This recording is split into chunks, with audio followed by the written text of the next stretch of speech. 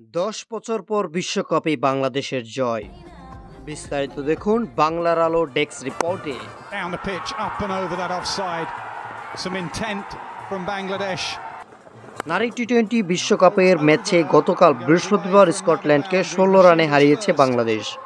শুরুতে ব্যাট করে ৭ উইকেটে হারিয়ে ১১৯ রান করে টাইগার্সরা। রান তাড়ায় নেমে ৭ উইকেট হারিয়ে ১০২ রান করে স্কটল্যান্ড। ২০১৪ সালে ঘরের মাঠে বিশ্বকাপ ম্যাচ জিতেছিল বাংলাদেশ। এর ১০ বছর ও ১৬ ম্যাচ পর এলো এই জয়। স্কটল্যান্ডকে হারানোর পর বাংলাদেশ অধিনায়ক নিগার সুলতানা জ্যোতি বলেন, এই মুহূর্তটার জন্য আমরা লম্বা সময় ধরে অপেক্ষা করেছি। আমাদের মনে এটা ছিল যে মুহূর্তটা আমাদের হবে। এই জয় আমাদের কাছে অনেক কিছু।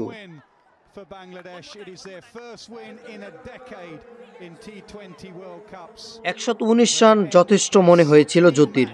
এই ধরনের উইকেটে তিতু হওয়ার প্রয়োজন আছে। শুরুর দিকে এই উইকেটে ব্যাটিং করা সহজ নয়। জুটি গড়াটা আমাদের জন্য গুরুত্বপূর্ণ ছিল। আমরা ভালো সংগ্রহ পেয়েছি এবং নিজেদের উপর বিশ্বাসটা রেখেছিলাম। টাইগার্স অধিনায়ক কৃতিত্ব দিলেন বোলারদের।